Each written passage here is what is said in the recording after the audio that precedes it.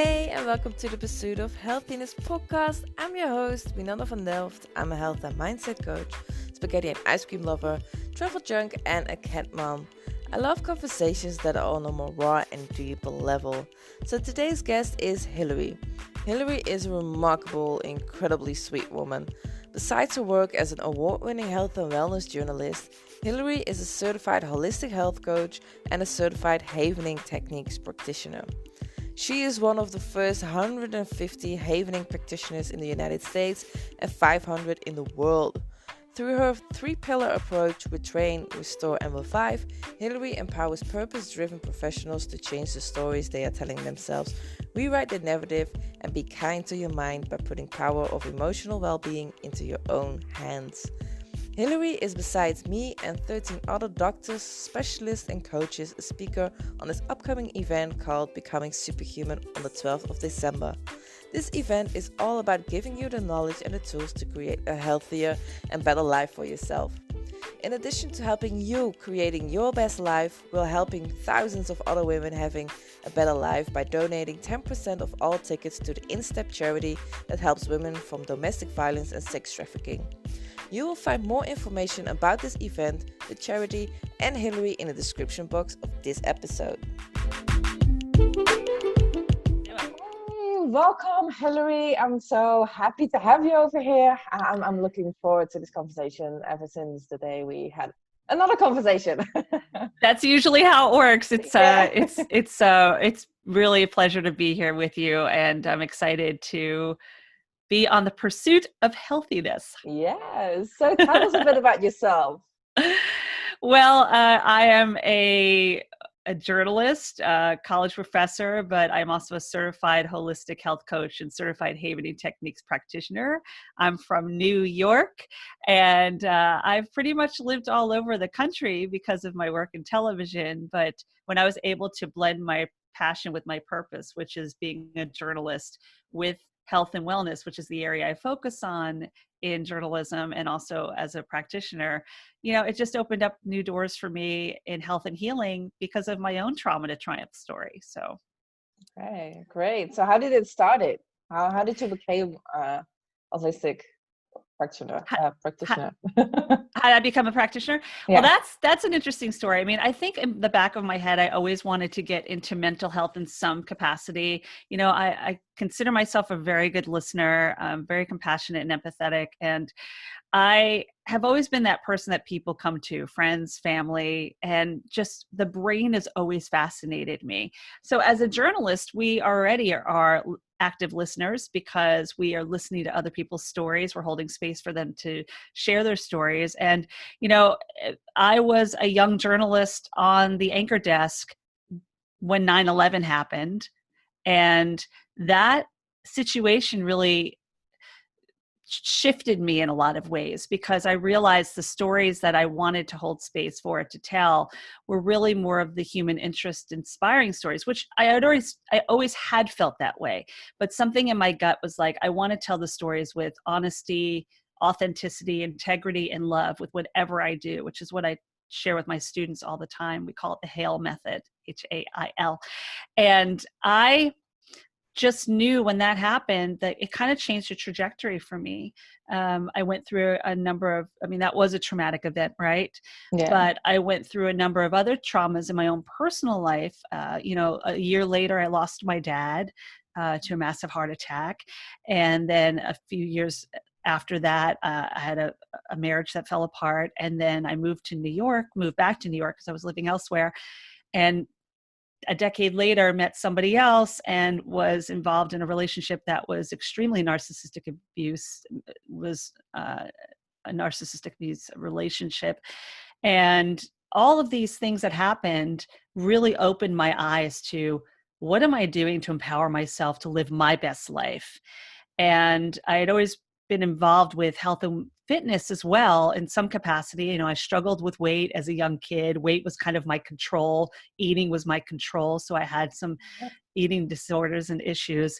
And I realized that a lot of the upset went back to not being able to control my dad's health, not being able to control the type of environment sometimes I was in. I was bullied as a kid, and sometimes I would go to food, and all of those things, those childhood traumas of dealing with a sick dad my whole life, of then taking that with me, not really handling it well as an adult. I was still not talking and embracing the inner child within me to be able to deal with those really heavy traumas that happened. And then the traumas that later happened from failed relationships, and traumatic events like 9/11, what we're going through now with the pandemic is another example.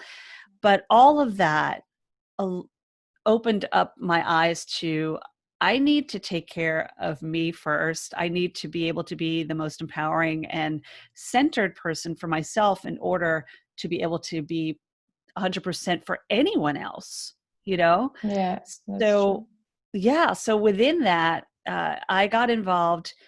I don't know, maybe 5 or 6 years ago, I was cast on a fitness show, a live streaming fitness show called Daily Burn. And from seeing the sense of community, because it was a show that also had a chat element and health coaches were on, and we had a host and I guest host because my background in TV, all of the community environment from what I saw there, I was like, okay, this is about tribes. This is about community. And knowing that already, but really seeing the impact of it, I went on and I became a certified integrative nutrition health coach, which was very interesting for me because IIN, and the Institute for Integrative Nutrition, is the largest health coaching school in the world. And before I even looked at the program to become certified myself, I had already been working with them in front of the camera as one of their education people that taught their classes, their modules for the people taking the classes. So when I wound up getting certified, I was watching myself in the modules.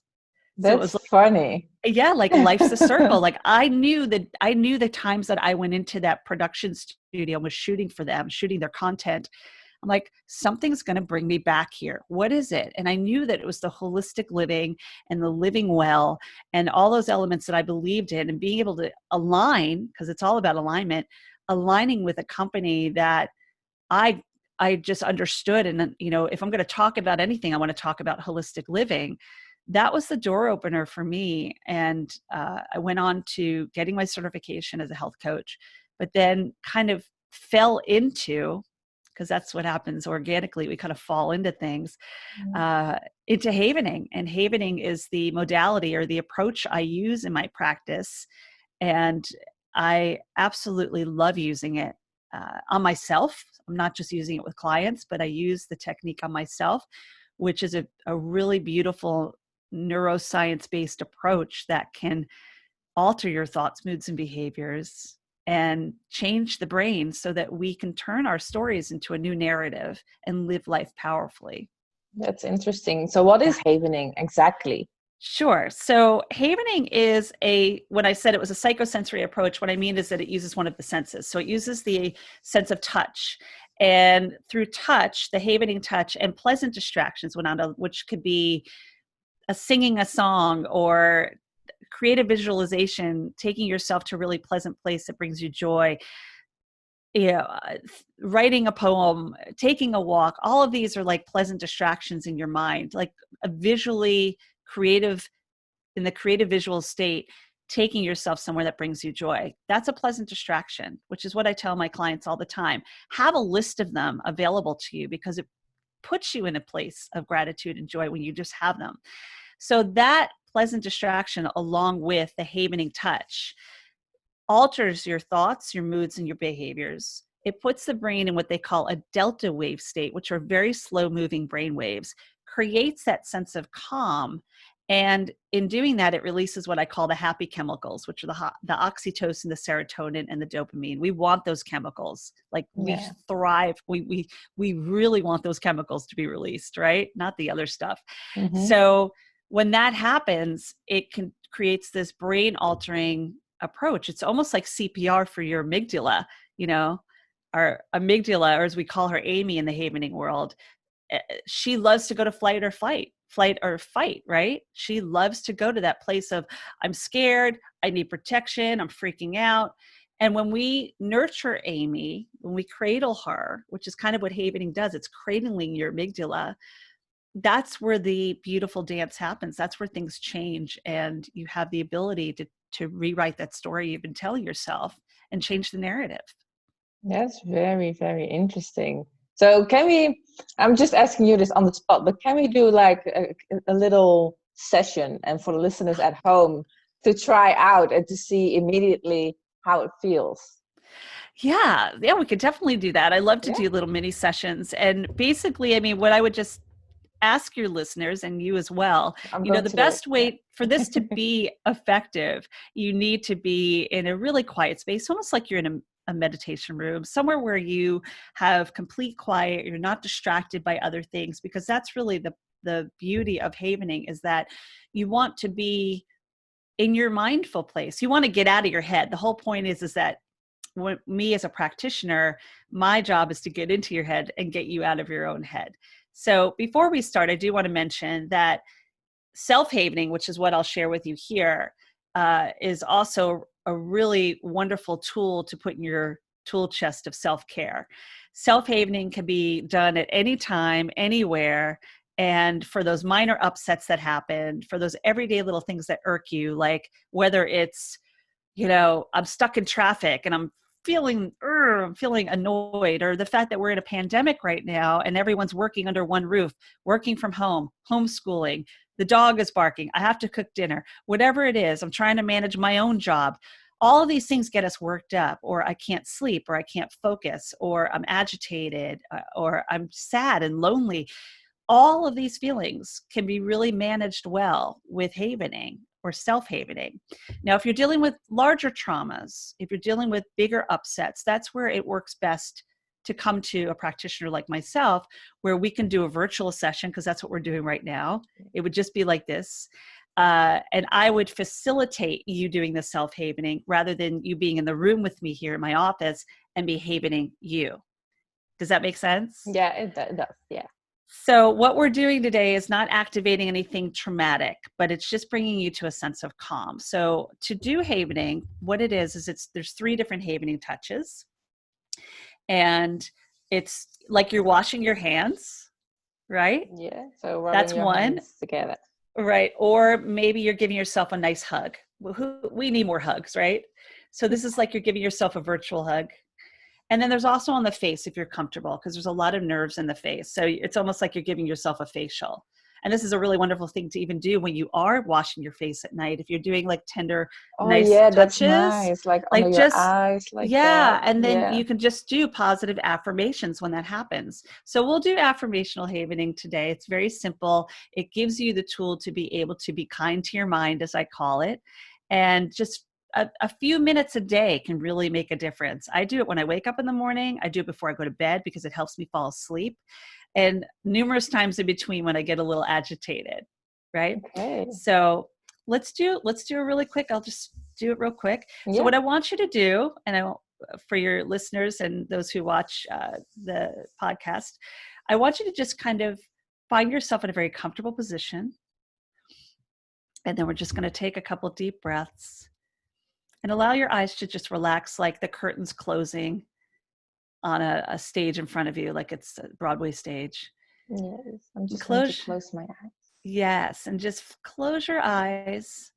And then what you'll do is just kind of imagine that your curtain is closed and you're behind that proscenium. You're behind the stage. You're backstage now. So that's where we're going to create this beautiful visual. And take some deep breaths on whatever organic count it is. It could be a 4 count or an 8 count. And then you're just going to hold it for a second. And then breathe out. And then I want you to breathe in again. And breathe out. And on this 3rd breath in, I want you to start havening, which means you could do it on your hands, on your arms, on your face. There's no one way to do it, or you can do all 3 at different times. You could do one of them, you could do 2 of them. So you can go back and forth between your face and your hands. No particular order, just whatever's comfortable to you. And I want you to just kind of bring to mind maybe something that's, just kind of a little aggravating for you today. Maybe something's just been kind of coming to mind. And Winanda, what I want to ask you is there something, we'll just use you as an example because some people might just be watching. Is there something that's coming to mind that might just be, while your eyes are closed, I want you to keep your eyes closed. Is there something coming to mind that might be just kind of, irritating you or a little upsetting to you? Today, not so much, luckily. Oh, I like that. Okay. Yeah. All right. So listen, this could just be a moment to just find a sense of calm. You don't have to be agitated or irritated or upset about something to haven. But the beauty of it is, if you are really upset about something, or there is a trauma or trigger in your life, you have the ability to alter your thoughts, moods, and behaviors. So let's just do a calming, nice havening session. Just a short little mini session to show you how you feel before and after. So going back to keeping your eyes shut, I want you to keep your eyes shut the whole time. And if anyone's watching or listening, do the same. We'll just start over with those breaths again. And just practice the havening while you're doing this. And one more deep breath. And then what I want you to do is I want to imagine that you are in front of a beautiful gate. And you see this gate in your mind's eye. And it could be made of anything you want it to be made of. Maybe it's wrought iron, maybe it's wood, maybe it's made of trees, whatever it is, just witness that gate. And then imagine in your mind's eye that your hand is opening that gate. You're stepping inside to that, what we'll call your neural garden. And inside this space, it doesn't necessarily have to be a garden. I want you to imagine a place that brings you joy. Maybe it's the ocean, walking on the beach. Maybe it is hiking in the mountains, or maybe it's just right at home. Whatever that place is, bring it to mind while you continue to haven. And then what we're going to do is we're just going to take a little walk. And I want you to look down at your feet in your mind's eye and witness where your feet are planted to the ground. Maybe you're barefoot. Witness what's under your feet. Is it grass? Is it soil? Is it rock? And for a brief moment, I want you to witness going beneath the earth and feeling the energy of your feet connected to the earth below, and knowing that you're part of the energy in the ecosystem that exists. Just kind of see all that, the trailways and the highways of energy that goes from the roots of the trees and the whatever exists beneath the soil. And then you're going to come back up above to the earth and just watch your feet as we walk. And I'm going to count as we take a nice walk. 1, 2, 3, 4, 5. And on this 5th step, you're just going to know what it feels like to feel. What is it that you're feeling as you stand in this spot 5 steps in? Is it something beneath your feet? Is it prickly on your skin? The air? Is there a breeze? What is the feeling that you have? Just be witness to that for a second as you continue to haven. And then we'll just continue our walk. We'll take a deep breath at 5 here.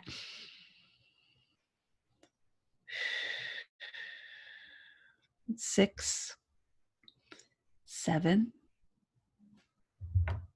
8, 9,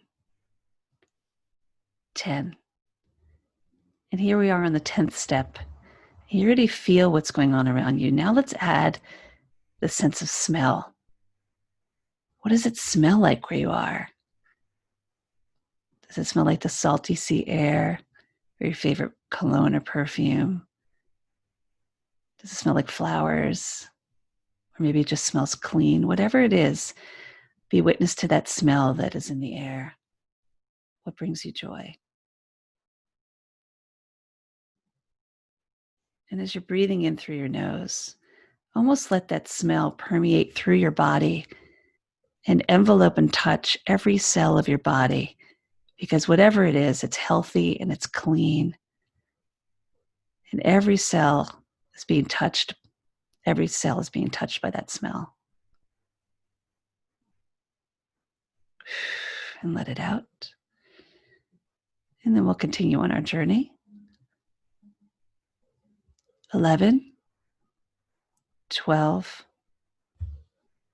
13, 14, 15. And with every smell comes a little bit of a taste.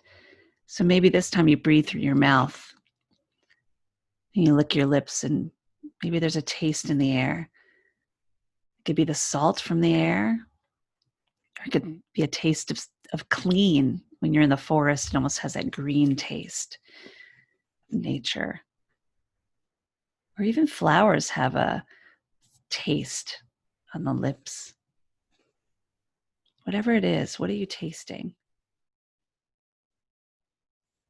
That joyful taste that brings you happiness and healthiness.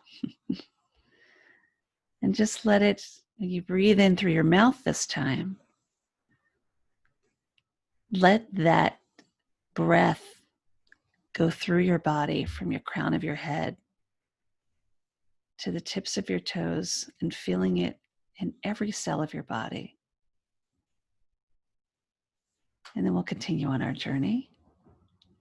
16, 17, 18, 19, 20. So with these senses building, now you hear. What is it you hear? What's in the air? What's around you?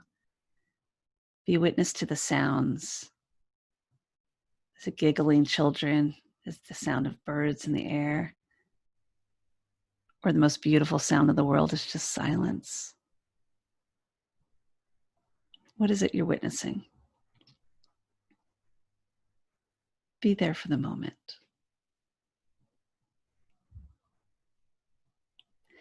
And then what I want you to do is I want you to turn around in your mind's eye as though you're facing how far you've come on this journey.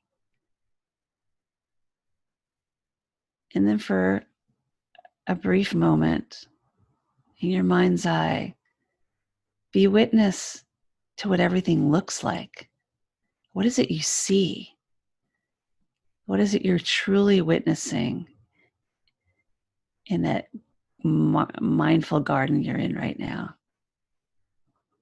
Be witness to everything around you that brings you joy as you continue to haven.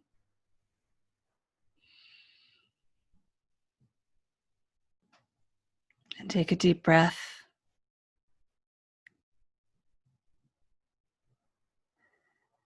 And take another deep breath. And breathe in all that positive energy. And one more deep breath. And on this third breath, just breathe out a big sigh of relief. And whenever you're ready, you can put your hands in your lap and open your eyes to the room.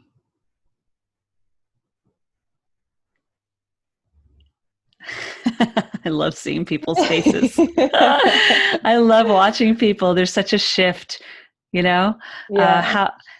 How do you feel? Calm. Oh, I happy, love, free. those are the calm, happy, and what? Free. Free. I imagine you will be walking with those feelings all day. Now, you are already in a very mindful, positive state already, but I imagine that there is an elevated level of that now. Yeah. Absolutely. Yeah. Yeah.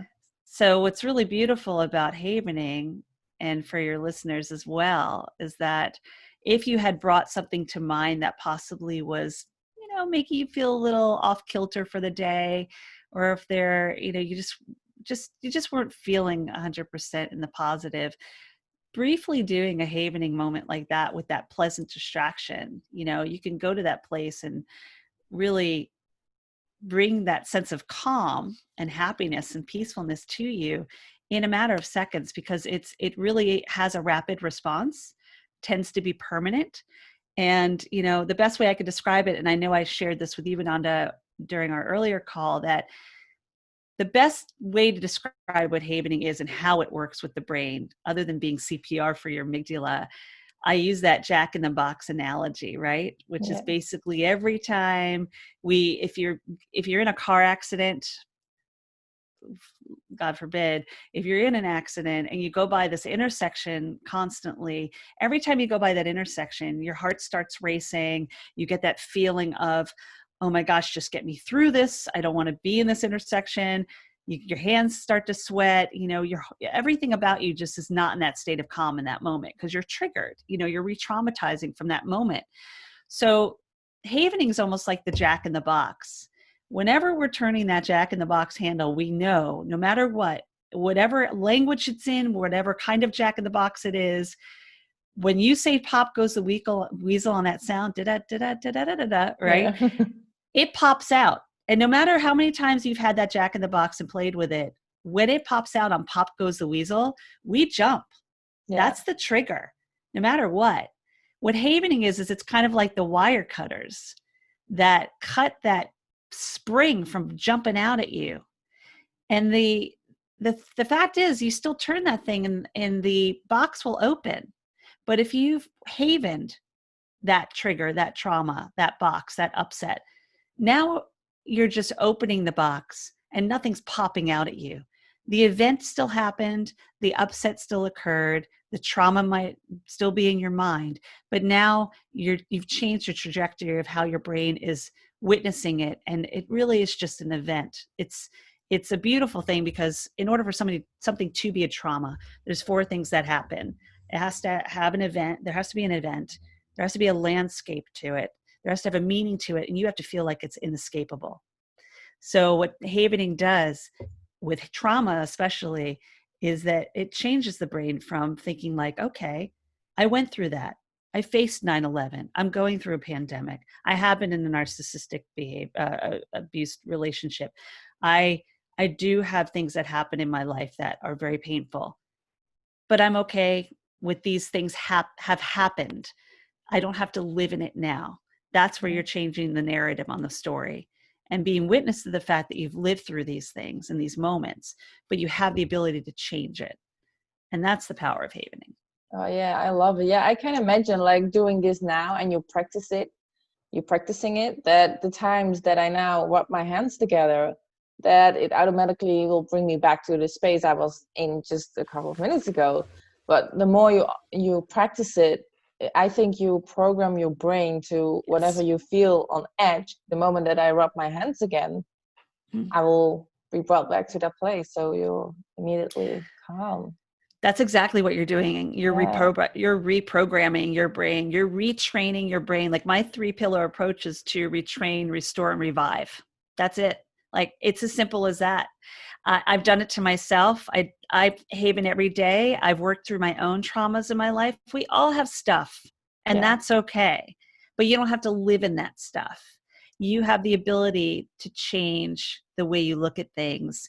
And with something as simple as a tool of havening, putting that in your hands for the little everyday things, like that's all we did today was the little everyday irks, to the bigger things where you would work with a holistic, a practitioner like myself who is certified. And, I've been doing this for a while. I'm one of the first 150 in the United States that was certified, and 500 in the world. And I also practiced under the founder, Dr. Ron Rudin, and trained with the original trainers. So I have hands-on, no pun intended, experience in this. It's not just getting certified online. There was a lot that went into this, and it was really my own falling into. Like I said, it fell into my lap in a way because I met one of the original haveners who told me about it, and I was like, I don't know what that is, but it sounds fascinating.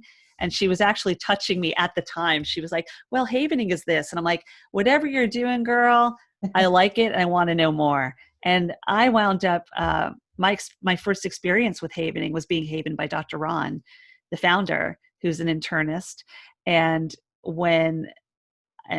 brilliant in neuroscience, like brilliant. When I first went to the havening workshop to learn more about it, to just get my like workshop certification before I went on to actual certification, I volunteered to be on that stage and be havened with a trauma that was completely owning me in many ways. And it was the death of my dad. My dad died suddenly. And every time I would think about my father and his passing and why isn't he still here for years, like decades, it would cause me to feel that feeling like I was talking about with the car accident, that same feeling. I get bottled up right here. My throat would close. And I didn't realize I was still dealing with some very deep-seated residual trauma. And also I was angry.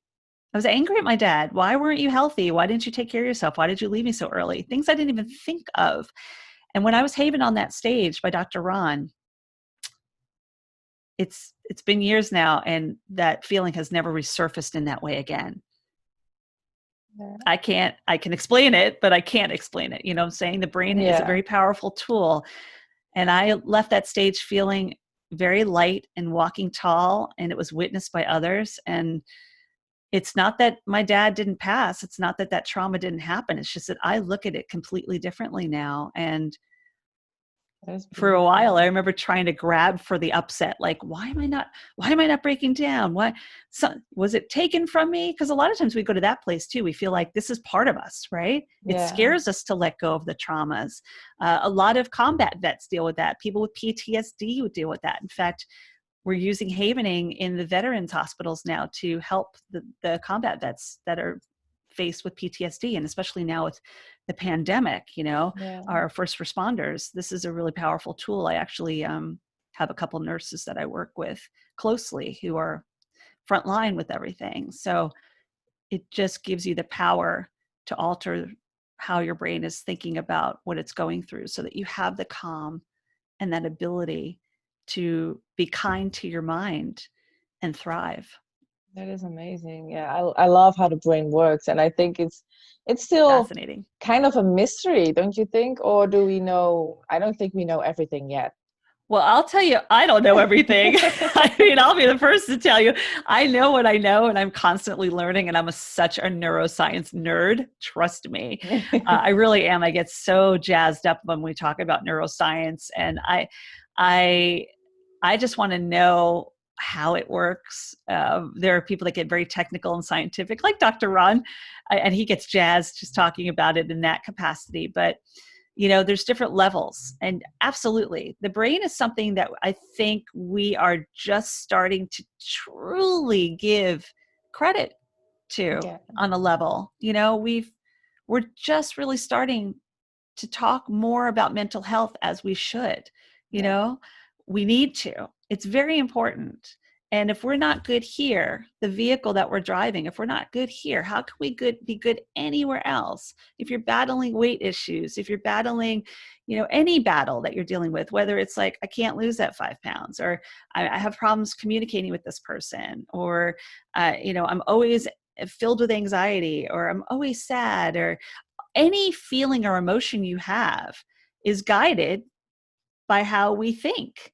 So when you get a handle on your thoughts, because I'm a true believer that thoughts become things, I do believe in the power of thought. We have the capacity to do anything we put our minds to. And havening is really just that tool in the toolbox that can give you that when you need it, you can pull it out of the toolbox and use it. It does get used a lot,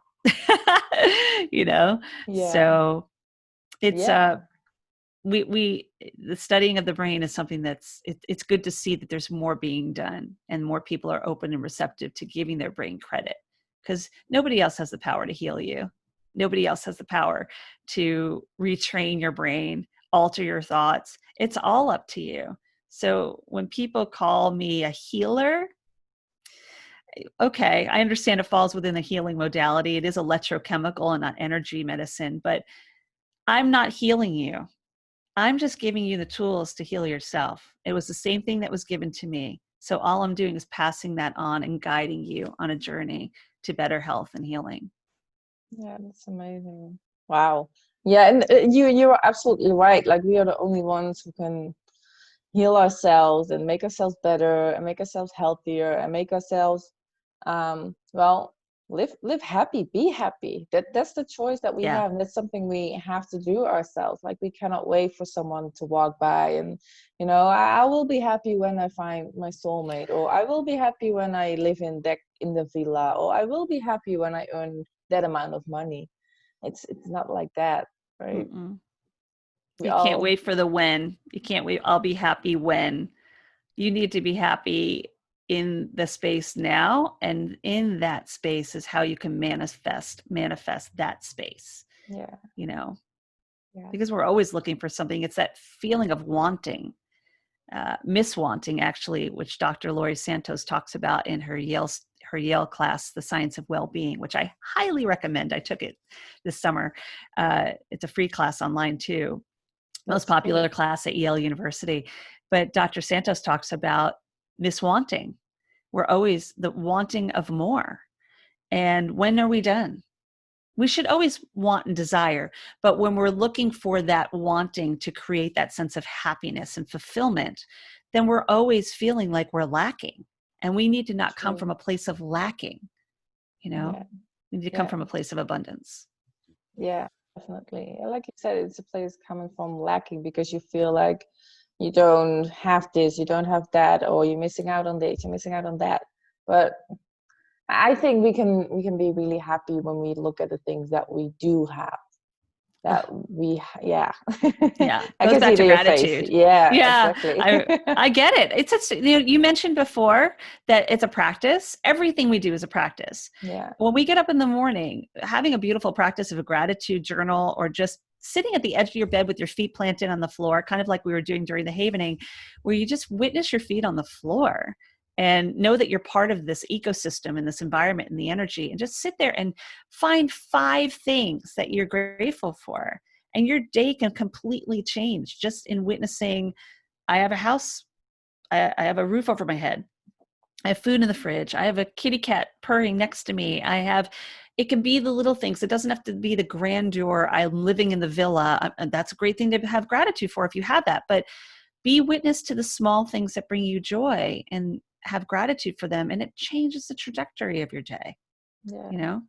yeah, exactly. So, what is your biggest lesson from all of this, from your knowledge and from everything that you've been through? That's a What really is, good question. yeah, I know. I ask Uh, everybody.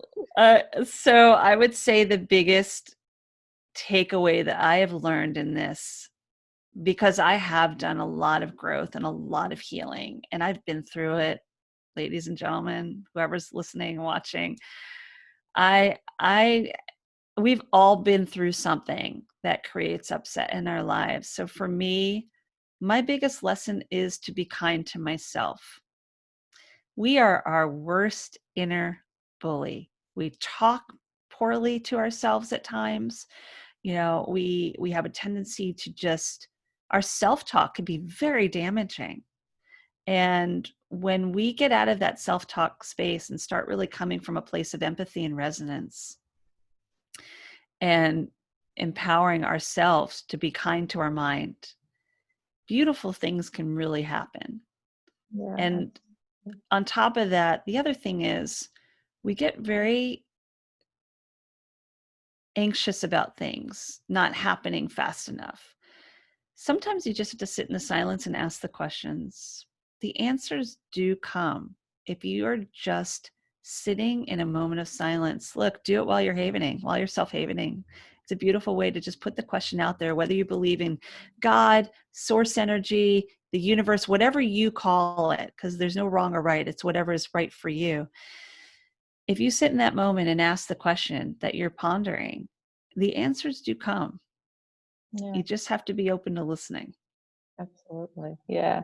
You have to ask yourself the right questions instead of asking, why is this happening to me? You could be questioning yourself, more empowering questions to really get the answer. You will get the Right. answer if you do that. What is this lesson that I'm learning from what I'm going through right now is much more powerful than why is this happening to me, which can be very victim Yeah, sided, right? So exactly. instead of the why is this happening, what is this happening in my life for? What is the lesson I'm learning here? What is my takeaway? Oh boy, have I asked myself that question a number of times. And you might not get the answer right then and there. Sometimes you don't. Sometimes you're like witness to it later and you're like, oh, okay, now I get it. It's why I do the work I do, because I knew that I'm here to empower those purpose-driven professionals, those thriving minds, to alter their thoughts, moods, and behaviors. I know that I'm here to help and guide people to turn their stories in, change the narrative the stories are telling themselves through storytelling and holistic living by using havening. And I don't know if I would have that information if I had not gone through some stuff myself. Yeah. And continue to be haven too, by the way. Like a lot of things, a lot of people I've noticed, there are a lot of coaches out there. There's a lot of coaches out there now. Yeah. A lot of practitioners, a lot of people getting certified, a lot of modalities to pick from, which is beautiful. But I am more likely to align with someone that I know is still actively pursuing the work themselves. Don't be, don't be a coach that doesn't have a coach. Don't be a therapist that doesn't also seek therapy. Don't be a dentist that doesn't go to a dentist. Yeah. Are you going to trust those people? You want to trust people that are actively moving forward in their own work and their healing so that they can empower you on that journey, because it really is a relationship and a trust between you and the practitioner and the client. Yeah. And I take that very seriously. Oh, I 100% agree. Definitely. And we have fun. Yes, exactly. Yes. I believe in humor too. Like that's the other thing. Like I am like, holistically speaking, part of my practice is that you have to find the humor in the healing. Yeah. I talk about that all the time on my own podcast, and it's like, if we don't find the humor behind the healing, then we're missing out on a very important area of our lives. Laughter is medicine. And I'm not saying you have to laugh at that trauma in the moment, but there is going to be a trickle of happiness that seeps in where you're like, oh, yeah, I guess you're right. And you do see the humor behind it. That's the best way to heal. Yeah, I think that's with everything in life. You have to have fun with it. Even losing weight or working out. Yeah, you have to have fun with it. Otherwise, you're not going to stick with it. Otherwise, your life isn't it as amazing as it could be. Yeah, sure. Yeah, definitely. It's so funny because the uncle of my partner, he is he's successful, whatever you call successful, and people would see him as eccentric and yeah, like the typical successful guy in a suit and having money, and it's fun because last year we had like a party. He was celebrating his 60th birthday together with his girlfriend, and all those successful people were there. People from successful businesses, like they were owners or they were really high knowledgeable people. And I saw them having fun, and they were jumping in the ocean, and they were laughing, and they were making fun. And I was like, oh my God, like those people do have fun. Like they're not just serious doing the financial stuff and everything. They were the people I've seen having the most fun in life, and they were just not giving a damn about what other people think. And they were it was fun to see them having fun. And I was like, yeah, no, I think that is what life is about. Like it doesn't matter, if you are working in a high corporate job or high, if you on that elite group or something. I was like, oh my God, yeah, those are the people, they have fun. It's just something that connected with me in my brain. Like, yeah, no, we have fun. What's the lesson you learned from that moment? What's the lesson? Yeah, I think the lesson is that even the people who seem successful and seem like they have it all together and are serious, well, they seem like they are serious. and people we look up to in that way, they have fun and they just do whatever they like and don't give a shit about what anybody else is saying, and just doing what they love to do and make fun of it doing And what they are doing. maybe also be like how we look at other people is to be more open-minded and not judging what we As think, well, yeah. right? Yeah, Like we're so quick to be absolutely. like, oh, a CPA, that's a boring job. They're so boring. And then Yeah. they're the ones like climbing, They are Mount doing Everest. the most, yeah, exactly. They're doing the most fun stuff. And I'm like, yes, that's what I want. I want to Right. be like that, It's, So we yeah, need being careful of our judgment of others, including yeah, ourselves, because a lot of yeah, times we look at stuff at face value and we're like, oh, that seems boring, yeah, and it's like, no, give it a chance. You never know. I've been guilty of that myself. I'm like, you know, and then I'll be like, oh, well, la-di-da, this is a fun person. Or, yeah, you got to go with your gut, first of all. But I mean, being that you knew this person, it's a family member, it's someone you knew, but then seeing him in this different element, you're like, well, hot damn, look at yeah, him. Right. yeah, So it's a lesson in coming to something with a clean slate yeah, and yeah, creating the picture as you go with yeah. what's presented in front of you, rather than coming with the picture already designed. Yeah, that's something I notice about myself as well. Like you said, like, I would think these people are boring and only cranky, maybe even, and just living of the money. But I was like, no, they are fun. They are they are great people. So yeah, Good. definitely, you're right. So yeah, has been amazing. If people want to have this havening experience or want to have you as a coach, how can they reach you? How can they get in contact with you? Well, I would love to provide a free discovery call, a 30-minute discovery call for anyone welcome and open-minded to looking into havening. I mean, what we did today was a very tiny little piece. Obviously, when I'm one-on-one in session with somebody, it's a much more powerful experience.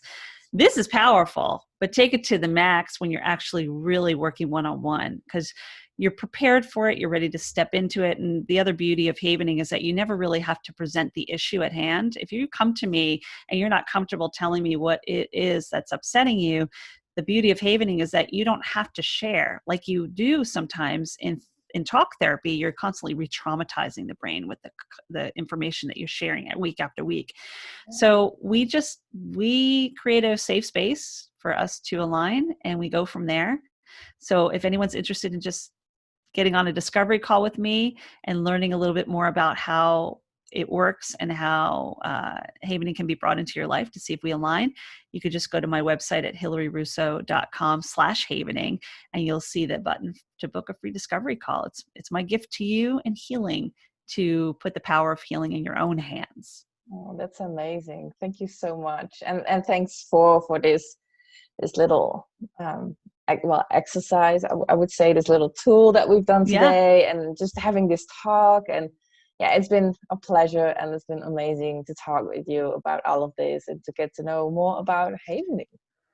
Yes. I hope more people decide that this is something they want to put in their toolbox, because it is life-changing and it is brain altering. And if you're looking to live an empowered life, more tools, more better. Yeah. Well, I'm definitely going to add this to my toolbox, Oh, because great. I feel so calm, and especially I felt so free, and I love that feeling. So I'm Oh, definitely going to use that one. and we need more of that right now. I mean, with what we're Yeah. going through across this entire world, in the moment we're dealing with a pandemic, but tomorrow there could be something else that comes up. When Yeah. this goes away, there's always these little everyday upsets and irks that occur, and that's where the self-havening can be really powerful. And then life life throws us curveballs sometimes, and you need emotional support. Never be afraid to reach out to someone to offer help, because that is the true power that you're giving yourself by saying, I need help and I'm open to it. And I know there's someone that can guide me on that journey. And that's what I do with my clients. I guide them to be empowered. and get their power back. I love that, and I 100% agree. Absolutely. Like, thank you so much. And I don't know what else to say. Just really thank you. I'm really grateful for this conversation. I am very happy to have shared. Thank you for holding space for me, Winanda, and it's a pleasure to share with your community everything there is about havening. No, thank you so much. Bye-bye.